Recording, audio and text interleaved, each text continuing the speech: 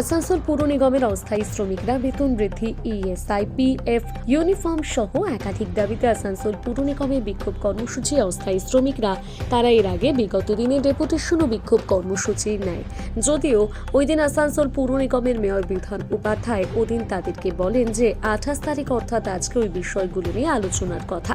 সেই মতো আজকে অস্থায়ী শ্রমিকরা আসানসোল পুর নিগমে বিক্ষোভ দেখায় এবং আজকে তাদের দাবি নিয়ে আলোচনা হয়েছে।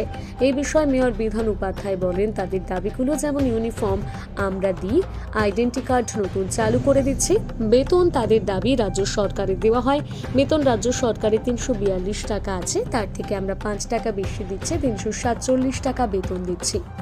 অলরেডি আমরা ওরা যেগুলো ডিমান্ড দিয়েছিল, ড্রেসের জন্য দিয়েছিল, আইডেন্টি কার্ড দিয়েছে, পিএফ দিয়েছে, পেমেন্ট বাড়ানোর জন্য দিয়েছে, সেগুলো যেমন ড্রেসটা আমরা অলরেডি দিই, আইডেন্টি কার্ডও আমরা নতুন দিয়ে দিচ্ছি, আমরা চালু করে দিচ্ছি।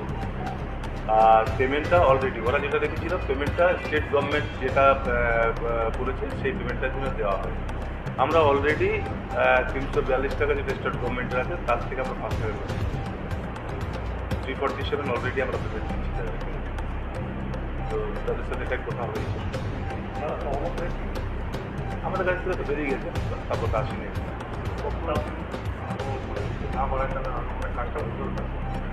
দেখুন, আমাদেরও কিছু বিধিনিষেধ আছে, আমাদেরও সরকারের একটা নিয়ম আছে। তো আমাদেরও নিশ্চিতভাবে আমরা যেটা করছি এবং আগামী দিনে আমরা চাই যে ওরা ভালো থাকুক, ওরা এতে থাকুক, ওদের তো বলেছি আমরা।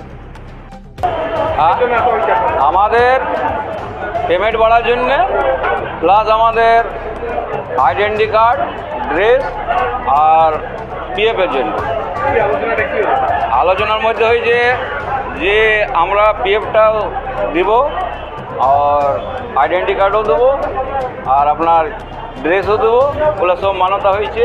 কিন্তু পেমেন্ট বাড়ার জন্য মাত্র আমাদের ছিল 347 টাকা, সেখানে করা হবে 393 টাকা। 393 টাকা, সেইখান থেকে আমাদের যে পিএফ কাটবে, আমাদের যদি 50 টাকা কাটে 50 টাকা সরকার দেবে না। এখন এবারে যা ডিসিশন নেবে, লেবাররা যা ডিসিশন নেবে, কাজ করবো। হ্যাঁ, আমার নাম ধীরেন বাউরি। বিগ নিউজ, সবার আগে সবার সাথে।